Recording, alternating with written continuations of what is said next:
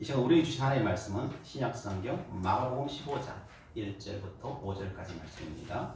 새벽에 대제사장들이 즉시 장로들과 서기관들 곧 온 공회와 더불어 의논하고 예수를 결박하여 끌고 와서 빌라도에게 넘겨주니 빌라도가 묻되 내가 유대인의 왕이냐. 예수께서 대답하여 이르시되 내 말이 옳도다 하시매 대제사장들이 여러 가지로 고발하는지라. 빌라도가 또 물어 이르되 아무 대답도 없느냐. 그들이 얼마나 많은 것으로 너를 고발하는가 보라 하되 예수께서 다시 아무 말씀으로도 대답하지 아니하시니 빌라도가 놀랍게 여기더라. 아멘. 제가 대학교 4학년 때 사회복지과에 이제 과목을 한번 선택해서 들은 적이 있습니다.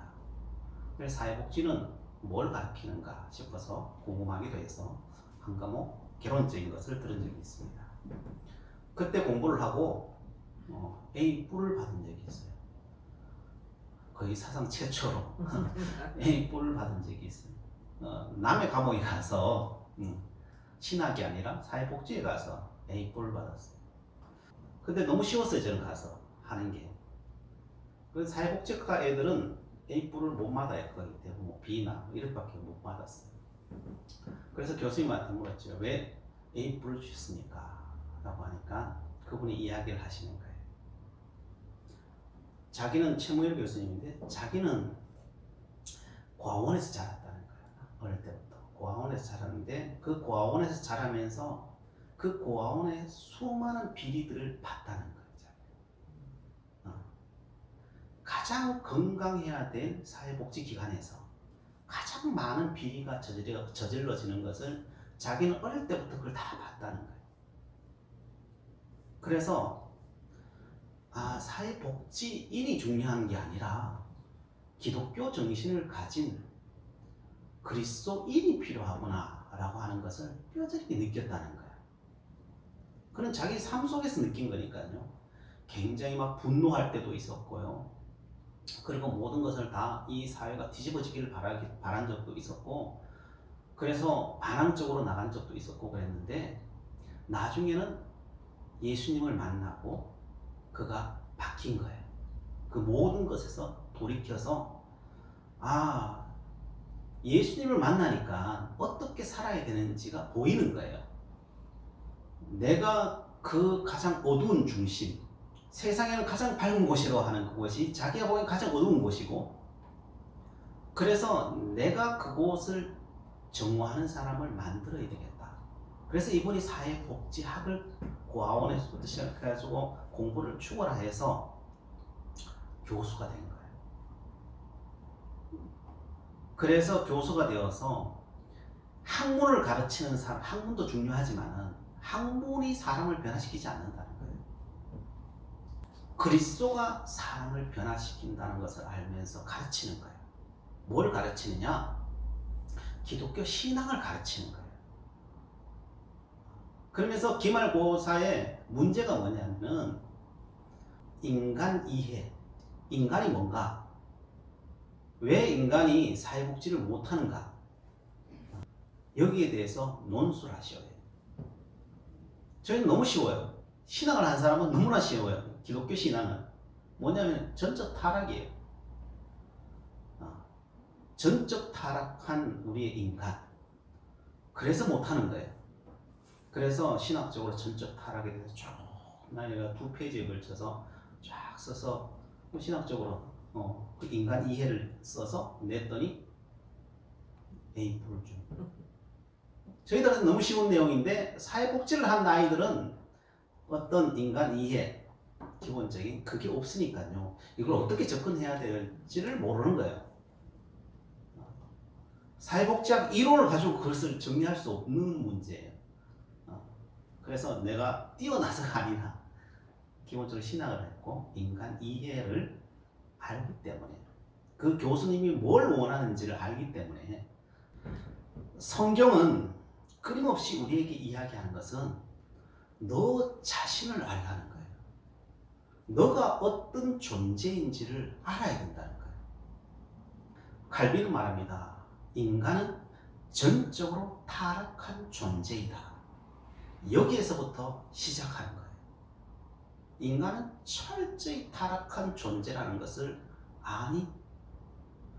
너라는 존재가 하나님 보시기에는 완전히 100% 타락한 존재라는 것을 아니? 묻는 거예요. 근데 사람이 이걸 알까요, 모를까요? 우린 지식적으로는 알아요. 그죠? 지식적으로 우리는 신학을 했고 교회를 다니고 하니까 우리는 전적으로 타락한 존재입니다 라고 고백은 할 수 있을지 모르지만은 느끼는 건요. 여러분 느끼셔요? 내가 태어나서 지금까지 내가 전적으로 타락한 존재이구나 라고 알아요? 아는 사람은 없어요. 그걸 인정하는 사람도 없어요. 도리어 인간은 가능성 있는 존재라고 끊임없이 우리는 교육받죠. 한 번도 우리는 그렇게 느껴본 적이 없어요. 왜 모를까요? 하나님이 그렇다는데 성경은 그렇게 말씀하시고 믿음의 선지자들은 다 전적 타락을 이야기하는데 우리는 왜 전적 타락을 못 느끼고 살까요? 이유가 있어요. 물고기가 자신이 물속에 있는 것을 모르듯이 사람들은 이 땅에 살고 있기 때문에 자기가 그런 존재인지를 사실 모르는 거예요. 그래서 예수님께서 탕자 비유를 하시는 거예요. 탕자는 자신이 죄인이라는 사실을 알았을까요? 몰랐을까요? 탕자는 한 번도 자신이 죄인이라는 사실을 몰라요. 아버지께 돈 받아 떠날 때부터 시작해서 돌아오기 전까지 자식이 한 번도 자신이 죄인이라는 생각을 안 해요. 당당해요. 그렇게 살아가는 게 당연한 거예요. 그냥 당연한 거예요. 큰 문제의식을 느끼지는 못해요. 그렇게 살아가는 게 당연한 걸까요? 하나님 보시기에? 하나님 보시기에 그게 당연한 게 아니에요. 당연한 건 뭐예요? 당연한 것은 그 자식은 아버지 옆에 있는 것이 당연한 것이고 아버지를 떠난 게 그게 당연하지 않는 거예요. 그게 죄예요, 죄. 근데 모든 사람들은 그 탕자는 그게 당연하다고 생각해요. 우리가 이 땅에 있는 자체가 죄예요. 근데 그걸 느낄 수 있어요, 우리는요? 우리는 그걸 못 느껴요. 이 진리 입장에서 이야기하는 거예요. 자기 몫을 달라고 해서 탕자가 세상에 내려와서 자기 뜻대로 사는 그 모든 삶이 죄인데 그것을 죄라고 느끼는 사람은 아무도 없어요. 그게 우리의 현실이에요. 그게 진리예요, 진리. 탕자는 세상에서 이렇게 사는 것이 최선이라고 생각하고 신나게 그냥 살아가는 거예요. 당연한 거, 당연하다 생각하니까 그렇게 사는 거예요. 그것을 죄책감이 든 적이 없어요. 그냥 이만하면 잘 살았지라고 다들 그렇게 평가하며 살아요, 사실. 그거는 탕자의 착각이에요, 착각. 물고기는 물 밖에 나와서 물속을 들여다 볼 때 내가 물 안에서 살았구나 라고 하는 것을 알듯이 물 안에서는 절대 자기가 물 안에 사는 것을 몰라요. 우리는 이 세상을 떠나서 이 땅을 바라보면은 우리가 어떤 존재인지 아는데 이 땅을 떠나서 바라보는 사람이 아무도 없기 때문에 우리가 하나님 앞에 어떤 위치에 있는지를 모르는 거예요, 사실. 생각을 못하는 거예요. 여기에 발붙이고 있는 그 자체가 죄라는 것을 모르는 거예요, 사실. 오늘 본문에서 예수님은 대제사장에 이어서 빌라도 앞에 가서 신문을 받습니다. 빌라도가 묻습니다. 내가 유대인의 왕이냐? 여기에 대해서 예수님 대답하십니다. 내 말이 옳도다 라고 그렇게 대답을 하십니다. 빌라도는 사실 예수님을 놓아줄 마음이 있었어요. 예수님 죄가 없다는 걸 알았으니까. 근데 이 말만 안 하면 되는데 예수님이 또 꼭 집어서 이 말만 딱 하시는 거예요. 그래서 빌라도는 굉장히 안쓰러운 거예요. 저 말만 안 하면 되는데. 그래서 빌라도는 다시 질문을 하는 거예요. 그것을 번복할 수 있는 기회를 주는 거죠. 그래서 다시 묻습니다. 빌라도가 또 물을 때 아무 대답도 없느냐 라고 말해라 이거예요, 사실.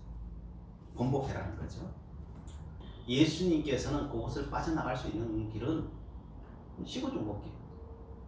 좀 전에 했던 말이 실언이었다. 그 말만 하면 돼요. 그죠? 그러면 다 끝나요. 아무것도 아니에요, 사실. 근데 그 말을 안 하셔요. 묵비권을 행사하시면서 아무런 말을 안 하시는 겁니다. 빌라도는 그렇게 이야기하신, 그리고 또 침묵하신 그 예수님이 도저히 이해가 안 가는 거예요. 그리고 예수님의 형사재판은 그렇게 끝나버리고 납니다. 어떤 분들은 이 재판에 대해서 굉장히 안타까워 하셨을 겁니다. 예수님이 꼭 그랬을까? 진리를 이야기하시지. 그러나 그렇게 생각할 필요 없습니다.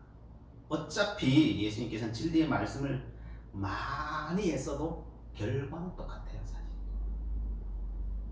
왜냐하면 예수님께서 이야기하시는 것을 사람들이 알아들을 수 있느냐?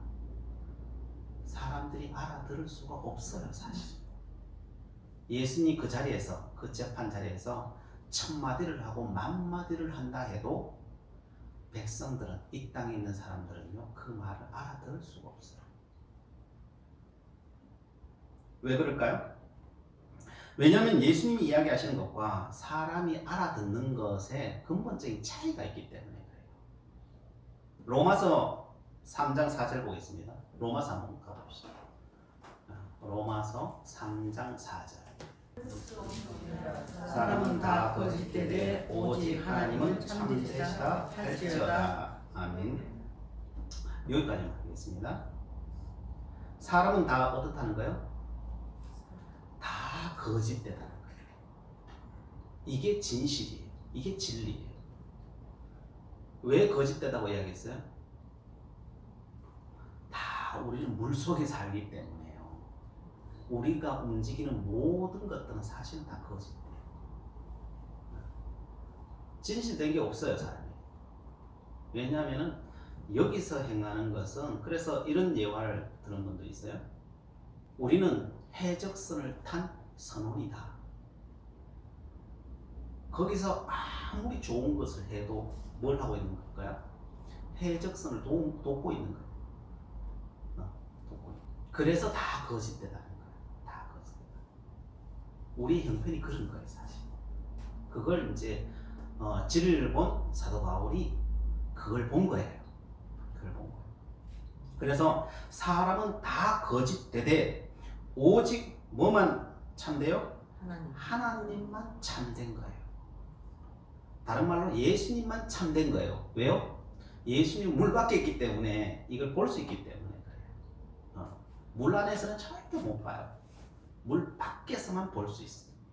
그래서 밖에서 보는 사람만이 참된 것을 볼 수 있는 거지, 안에서는 아무리 봐도 그걸 왜 그런지 모르는 거예요, 사실.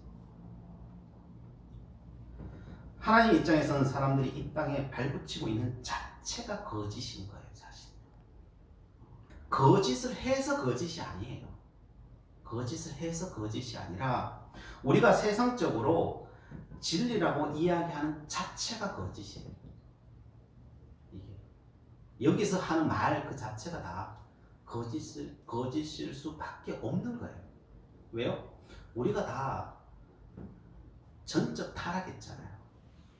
그래서 우리 자신을 믿는 게 이게 거짓이에요.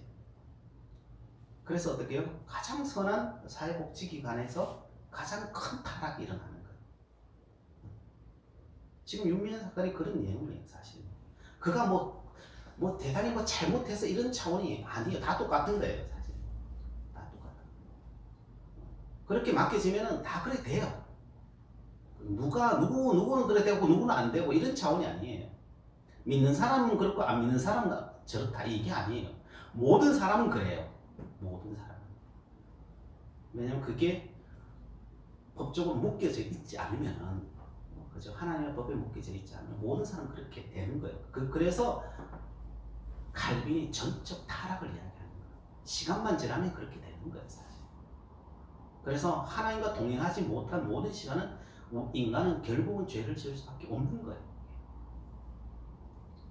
자, 로마서 3장 9절 말씀 보시겠습니다. 로마서 3장 9절 읽고 시작. 그러면 어떠하냐? 우리는 나으냐? 결코 아니라. 유대인이나 헬라인이나 다 죄 아래에 있다고 우리가 이미 선언하였느니라. 여기는 이방인들만 그렇다 그래요? 아니죠. 하나님 믿는 유대인들도 다 똑같다는 거예요. 이게 사람이라고 하는 게 종교를 믿는다고 이게 되는 문제가 아니에요. 다 똑같다는 거예요.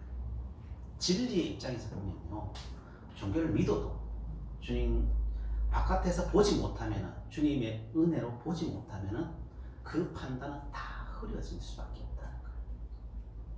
제가 3주 동안 이야기했던 것도요, 진화론을 믿는 자들, 유물론을 믿는 자들이 다 세상 것만 보고 이게 진리라 그러잖아요. 거짓될 수밖에 없는 거예요. 그거는 정말 거짓될 수밖에 없는 거예요. 그럼 우리는 낫냐? 우리는 낫냐?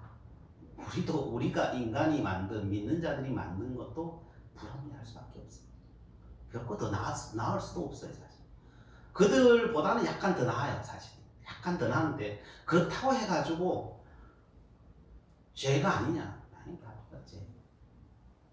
그래서 하나님을 믿으며 예수를 믿는다는 것은 우리는 나으냐? 결코 그렇게 말할 수 없다. 기준은 뭐냐? 너의 말이 하늘의 말이냐? 이걸 봐야 된다는 거예요. 너의 말이 성경에서 말하는 그 진리의 말이냐? 그냥 너 편의에 따라서 갖다 쓰는 말이냐? 이걸 이야기하는 거예요. 그래서 많은 경우 세상의 형편이 어떠하냐에 따라 사람들은 그 말씀도 다 가져와서 쓰고 있는 거예요, 사실. 그래서 진리가 안 되는 거예요, 사실. 그래서 로마서 3장 11절 12절 한번 보겠습니다. 3장 11절 12절 읽어보겠습니다. 시작. 깨닫는 자도 없고 하나님을 찾는 자도 없고 다 치우쳐 함께 무익하게 되고 선을 행하는 자는 없나니 하나도 없도다. 이거는 안 믿는 사람이 이야기하는 게 아니에요. 믿는 사람을 쫓아도 깨닫는 자가 있다고 해요? 없다고요? 없다는 거예요. 웬만해서 종교 생활은 할 수 있지만은 정말 진리 입장에서 깨닫는 사람이 있느냐? 없다는 거예요. 왜냐면 이걸 밖에서 봐야 돼요. 이 안에서 이 책을 아무리 들여다본다고 해도 진리는 드러나지 않아요. 드러날 수가 없어요. 오직 그 물 밖에서만 봐야 보이는 거예요, 이게요. 물 밖에서만 봐야. 그래서 깨닫는 자가 없다는 거예요. 깨달을 수가 없다는 거예요. 종교로 그걸 깨달을 수 있는 게 아니라는 거예요. 깨달을 수도 없고 하나님을 찾는 자도 없다는 거예요. 왜 종교 교회에서 하나님 왜 안 찾아요? 그죠? 수많은 사람이 하나님 찾죠. 그러나 그 찾음이 다 너 위에서 그런 거 앉았는 거지 진리를 찾는 사람은 없다는 거예요. 왜? 찾을 수가 없기 때문에 그래요. 구조 자체가 그런 거예요. 구조 자체가. 그래서 다 치우쳐 있다는 거예요. 무익하게 되어 선을 행하는 자가 없다는 거예요. 다 우리는 말로는 선을 행한다라고 우리 스스로는 그렇게 믿고 있고 우리는 그렇게 간다라고 생각하고 있고 우리는 그렇게 말을 하고 해요. 그 말이 우리가 진심이 아니다라고 하는 건 아니에요. 그러나 가지만은 그게 다 치우쳐 있고 그 행하는 것이 선을 행하는 게 없다. 그게 선으로 안 가더라는 거예요. 그게 못 가더라고요. 구조적으로 못 가는 거예요, 사실. 왜냐하면 밖에서 보고 하는 게 아닙니다. 이것이 인간에 서 있는 자리라는 것입니다. 그래서 그 인간의 기본은 뭐냐?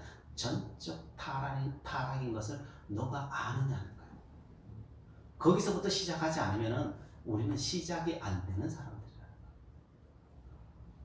그래서 우리가 하나님 앞에 구해야 될 것이 있다면 사실 딱 한 가지. 하나님, 내가 죄인인 것을 깨닫게 해주세요. 이 죄인인 것을 깨닫게 해달라는 이 말은요, 이것을 우리의 세상에서 벗어나지 않으면 절대 깨달을 수 없기 때문에 그 말은 굉장히 큰 위력이 있는 말이에요. 하나님, 이 세상에서 떼어내달라는 소리예요. 그래서 바깥에서 볼 수 있는 인간이 되게 해달라는 소리예요. 그래서 이것보다 더 위대한 고백은 사실 없는 거예요. 하나님, 내가 죄인인 것을 볼 수 있는 존재가 되게 해달라는 거예요. 사도 바울이 로마서 교리를 쓰면서 이것을 제일 앞에다가 쓰고 있는 거예요. 예수님과 우리의 시선은요, 그래서 근본적으로 달라요. 예수님께서 말씀하십니다. 나는 영적인 세계 하나님의 나라에서 왕이다 이야기하시는 거예요. 오늘 본문은 나는 이 땅에서 왕이 아니고요, 하나님 나라에서 나는 왕이다 이야기하시는 거예요. 근데 사람들은 그 말을 어떻게 들어요? 이스라엘의 왕이다. 그죠? 십자가 제표에다 뭐라고 써요? 유다의 왕, 유다 왕이에요, 유다 왕. 예수님은 하나님 나라의 왕이야 라고 선포하시는데 사람들은 다 유대의 왕 이렇게 쓰는 거예요. 거기에다가 말을 한다고 알아듣겠어요? 말을 보태면 보탤수록 더해요? 어떻게 될까요? 더 오해만 자꾸 쌓여요. 예수님은 하늘나라 이야기하는데 사람들은 다 땅의 이야기하는 거예요. 그걸 땅의 이야기로 다 풀어버려요. 그러니까요, 오해만 더 쌓이니까 뭘 하셔요, 예수님은요? 침묵하시는 거예요. 그냥 한마디만 딱 하시고 침묵하실 수밖에 없어요. 빌라도가 10일을 물어도 침묵하셨을 거예요. 1000일을 물어도 침묵하셨을 거예요. 그럴 수밖에 없기 때문에. 그래서 완전히 시선이 다른 거예요. 근데 우리는 자꾸 똑같다라고 생각해요. 그게 착각이에요. 그게 착각. 우리의 사고는 언제나 이 땅에 있습니다. 우리의 사고는 하늘나라에 있지 않아요. 사람들은 물 속을 이야기하고 예수님은 물 밖을 이야기하는 거예요. 그러니까 어떻게 이게 말이 되겠어요? 이런 상황에 예수님께서 하실 수 있는 것은 오직 침묵하는 것이고, 그래서 예수님은 나는 왕이다, 이것만 장차 나중에 그 길을 오는 사람들에게 좌표가 되기 위해서 그것도 한 말이에요. 안 해도 되는데 그 길을, 진리의 길을 오는 사람들을 위해서 잊어버리지 말라고 그 흔적 하나 남겨놓으시는 거예요. 우리가 예수 믿는 것은 사실 불가능한 일이 일어난 거예요. 사실 우린 절대 예수 믿을 수 없는 사람들이에요. 왜냐하면 우리의 사고가 완전히 다르기 때문에 그래요. 그래서 우리가 사람이 예수를 믿을 수 있느냐? 불가능해요. 사실 완전히 사고관이 다르기 때문에요. 시선이 다르기 때문에 사람은 어느 누구도 예수님을 믿을 수가 없어요. 사실. 그런데 우리는 믿고 있어요? 안 믿고 있어요? 믿고 있어요. 그럼 이건 무슨 일이에요? 이건 기적이에요. 기적, 사실. 우리는 너무나 당연하다고 생각하지만은 진리의 입장에서 보면요, 이건 기적이에요. 그래서 칼빈은 뭐라고 말해요? 전적인 은혜라고 얘기하는 거죠. 이거는 인간이 그 진리의 길을 찾아갈 수가 없어요. 죽었다 깨라도 그 사람의 인생이 1000만 년이 흐른다고 해도 사람은 거기에 도달할 수 없어요. 오직 하나님의 전적인 은혜 아니면요, 이 눈을 열 수는 없어요. 그걸 사도 바울도 본 거고 칼빈도 본 거예요. 그래서 전적인 하나님의 은혜라고 하는 거예요. 이런 청년이 있었어요. 그 청년은, 제가 아는 청년은 자기는 초등학교 때까지 모든 사람들이 한쪽 눈으로 세상을 보는 줄 알았대요. 왜 그렇게 생각해? 우리는 도저히 그걸 생각하지 못하잖아요. 보통 사람들은. 근데 왜 그렇게 생각해요? 그러니까 나는 어릴 때부터, 인식이 있을 때부터 세상을 한쪽 눈으로 봤다는 거예요. 왜? 어릴 때 실명을 한 거예요. 이게 자기도 모르는 갓난아기 때 이 한쪽 눈을 엄마가 잘못해서 이게 실명을 한 거예요. 자기 그 기억이 없는, 실명한 기억이 없는 거예요. 그래서 자기 인식이 있을 때부터 이 한쪽 눈으로 밖에 세상을 본 기억이 없어요. 그래서 모든 사람들이 눈은 두 개지만은 한쪽 눈으로 본다고 생각한 거예요. 그걸 언제 알았느냐? 초등학교 돼서 시력 검사를 하니까 자기가 한쪽 눈만 있다는 건 당연히 아는데, 다른 사람들이 시력 검사를 하면 두 쪽 눈 다 보이는 것을 보여주니까 다른 사람도 두 쪽 눈으로 보네? 아는 거예요. 그래요. 누군가가 가르쳐주지 않으면요, 인간도요, 두 쪽 눈을 달고 있지만 한쪽 눈으로만 세상이 다 본다라고 가르쳐주지 않으면요, 은혜가 오지 않으면요, 몰라요. 인간이 그래요. 그게 현실이에요. 그게 진리예요. 그게 진리예요. 그래서 우리 스스로는 절대 믿을 수가 없어요. 하나님의 은혜만이 가능해요. 우리가 믿고 있다면 오직 하나님의 은혜. 그래서 로마서 3장 23절 24절에 뭐라고 말해요? 함께 읽어보겠습니다. 시작. 모든 사람이 죄를 범하였으니 하나님의 영광에 이르지 못하더니 그리스도 예수 안에 있는 성령으로 말미암아 하나님의 은혜로 값없이 의롭다 하심을 얻은 자 되었느니라. 아멘. 하나님께서 성령을 통해서 예수 그리스도의 이름을 알게 하신 거라는 거예요. 그래서 우리는 믿는 것을 결단코 자랑할 수 없다는 거예요. 믿는 거 가지고 우리가 남네라고 말할 수 없다는 거예요. 우리가 해야 하는 것이 있다면 그 하나님의 은혜에 대해서 고백하고 삶을 사는 것밖에 못해요. 그걸 자랑할 수가 없어요. 은혜이기 때문에. 가장 기본적인 생각은 무엇입니까? 그래서 인간의 삶에 있어서 가장 기본적인 삶의 자세는 그래서 지난주에 이야기 드린 거예요. 지난주에 이야기 드렸는데 제가 시간이 없어서 뺀 부분이 있어요. 그 뺀 부분이 뭐냐면요. 기본적으로 우리는 이렇게 생각해야 돼요. 우리 모든 각자 다르게 태어난다고 이야기했죠. 그렇죠? 다 다르게 태어나요. 1달란트로 태어난 사람, 2달란트로 태어난 사람, 5달란트로 태어난 사람이 있어요. 근데 진화론자는 그걸 믿지 않죠. 그러니까 나중에 되면 개판돼요, 세상이. 그리 가버리면요. 왜 그러냐? 우리는 그렇게 바라봐야만이 정말 하나님이 보시는 그 공정한 세상을 만들 수가 있어요. 그렇게 봐야만. 왜냐? 1달란트를 가지고 태어난 사람이 1달란트를 남기면서 다른 사람과 비교해서 자신을 부끄럽게 생각하지 않을 수가 있어요. 1달란트 남기는 것에 대해서 부끄럽게 생각하지 않을 수 있어요. 대부분 1달란트 가진 사람들은 어떻게 될까요? 다른 사람과 비교해 자신을 부끄럽게 생각할 확률이 굉장히 높아요. 그죠? 이것을 다르다는 것을 인정할 때만이 부끄럽지 않을 수 있는 거예요. 또한 1달란트 가진 사람은 2달란트나 5달란트 남긴 자를 부러워하지 않을 수 있어요. 결국 모든 문제는 뭐예요? 부러워하기 때문에 그렇거든요. 부러워하기 때문에. 자기가 어떤 존재인지 인식하지 못하는 데서 온 거예요. 그래서 자기를 폄하시키거나 또 남을 또 너무 부러워하고 자기를 위축시켜버리는 거죠. 또한 2달란트 가진 자는 1달란트 가진 자를 무시하지 않아요. 그렇기 때문에. 또한 2달란트를 남겼다고 1달란트 가진 자를 보면서 나는 2달란트 남겼어 라고 교만하지 않을 수 있는 거예요. 5달란트 가진 자도 마찬가지겠죠. 그래서 공정한 세상이 만들어지는 거예요. 여기서 우리가 해야 될 것은 무엇입니까? 여기서 해야 될 것은 기독교 정신의 노블리스 오블리지예요. 많이 가진 자는 많은 책임을 가져야 돼요. 그런데 이것을 이 사회가 제대로 못하죠. 그러니까 자꾸 들고 일어나려고 하는 거죠. 그러니까 더 큰 아노미가 이 땅에 생길 수밖에 없는 거예요.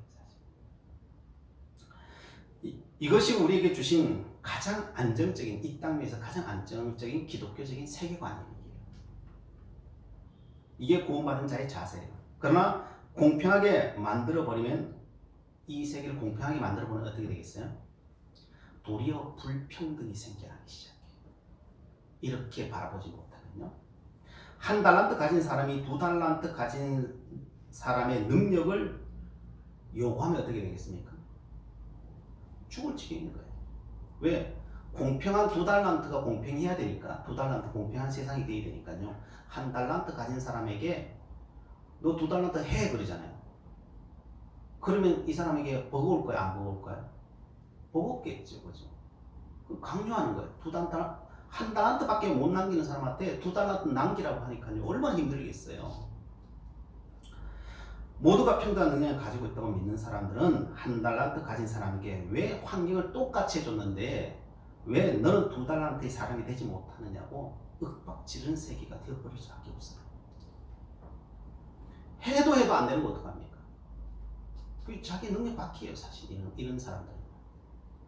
결국 한 달란트 가진 사람은 그 사회에서 낙오자가 되어버려요.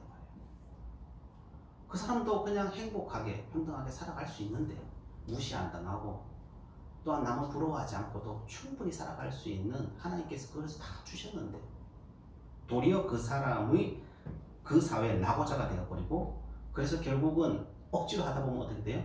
범죄하게 되는 거죠. 또한 자기 자신에게 모든 화살을 돌려버리면 어떻게 됩니까? 폐인이 되어버리죠. 술 먹고 폐인이 되어버리는 거예요. 또 5달란트 가진 사람은 일할 의욕을 잃어버리고 평범한 사람이 되어버려요. 평범해도 충분히 살아갈 수 있으니까요. 더 힘을 쓰지 않는 거죠. 그래서 이런 세상을 만든 어느 나라도 정상적인 사회가 유지가 안 돼요. 지금도 세상 그렇게 만든 나라들 얼마나 많아요. 사실 평등한 세상을 위해서. 근데 맨 처음에는 잘 되는 것처럼 보여요. 그게 맨 처음에는 우선은 갖고 있는 것이 있으니까요. 그 대표적인 예가 어디예요? 베네수엘라죠. 2012년 그때요. 사회에서 베네수엘라에 대한 책이 어마어마해요. 우리가 가야 될 길. 그러면서 모든 학자들이요. 그 챕터, 자기 챕터마다 늘 들고 나왔던 게 베네수엘라예요. 베네수엘라를 봐라. 베네수엘라를 닮아야 된다. 베네수엘라의 정책을 따라가야 된다. 그렇게 그때 나왔던 기사를 검색해보면 2013년, 2012년, 13년, 14년 그 책을 그때의 기사들을 다 보세요. 그 신문 기사나 책들을 보세요. 다 그냥 그래요. 근데 시간이 지나니까 어떻게 돼요? 시간이 지나니까 우리는 다 알게 되죠. 다 알게 되죠. 그렇게 될 수밖에 없어요. 그렇게 될 수밖에 없어요. 그러나 그렇게밖에 못 믿는 사람들은 또 계속 그 길을 가는 거지. 자, 그래서 사도 바울은 우리가 얼마나 죄인이고 내가 얼마나 큰 은혜를 받는 자인지를 알면 이렇게 하라는 거예요. 로마서 4장 23절 한번 보겠습니다. 로마 4장 23절에 그렇죠. 이걸 신학적으로 우리의 기독교인의 삶을 어떻게 살아야 되는지 그 근본부터 쭉 이야기해 주는 거예요. 23절 그에게 의로 여겨졌다 기록된 것은 아브라함만 위한 것이 아니요 라고 얘기합니다. 자, 하나님 우리가 은혜를 받은 것이 이것은 아브라함만을 위한 게 아니라는 거예요. 나이 100살 돼서 사라가 이삭을 낳게 되었는데 이건 말도 되도 안 하는 일이잖아요. 근데 그것이 일어났는데 그 복이 근원이 되었는데 그것이 아브라함의 이야기냐 사라만의 이야기냐 그게 아니라는 거예요. 24절에 우리도 위함이다 라고 얘기해요. 우리도 위함이다. 예수를 죽은 가운데 살리신 이를 믿는 모든 사람들은 다 가능하다 이야기하는 거예요. 다 가능하다. 왜냐하면 우리의 모든 죄를 예수님께서 지셨기 때문에 그래요. 그걸 이야기하는 거예요. 우린 전적 타락했다 그랬잖아요. 전적 타락했는데 우리 스스로가 그 전적 타락에서 벗어날 수 있느냐? 못 벗어난다. 그래서 예수 그리스도 이 땅에 오셔서 우리의 모든 죄를 다 사하셨다는 거예요. 그래서 우리가 그런 아브라함의 그 역사를 일으킬 수 있는 사람이 될 수 있는 이유는 예수님 때문에 그 길을 믿고 나가면 된다는 거예요. 그래서 너의 죄의 크기와는 아무런 상관이 없다는 거예요. 그래서 25절에 이렇게 말해요. 예수는 우리가 범죄한 것 때문에 내줌이 되고 또한 우리를 의롭다 하시기 위하여 살아나셨느니라. 우리의 의를 위해서 살아났다는 거예요. 그래서 우리는 뭘 해야 되느냐? 그래서 5장 1절 2절에 이렇게 말하는 거예요. 하나님의 화평, 하나님의 영광을 바라고 즐거워하면서 이것을 해라. 이것을 해야 되는데 이제 결론이 왔어요. 뭘 해야 되느냐? 3절 4절에 우리가 환난 중에도 즐거워하느니 이는 환난은 인내를, 인내는 연단을, 연단은 소망을 이루는 줄 알미로다. 우리가 믿는 사람으로서 전적 타락한 인간이 우리가 하나님이 원하시는 그 삶의 자리로 가려면은 구체적으로 이제 가야 되잖아요. 그죠? 우리가 고백하면 고백하면서 그 삶의 자리로 그리스도인의 삶과 그 사회를 만들어야 되는데 그 사회를 어떻게 만드느냐에 대한 이야기를 하는 거예요. 여기에 대해서 말합니다. 환난을 즐겁게 당하기로 작정하라는 거예요. 이거예요. 인내하기로 작정하라는 거예요. 연단받는 것을 작정하라는 거예요. 이 세상에 대해서요. 그 결과 뭐가 온다는 거예요? 반드시 소망이 온다는 거예요. 반드시 소망이 온다. 이게 그리스도인의 삶에 대한 자세라는 거예요. 이것을 한마디로 정리하면 십자가 지는 거라는 거예요.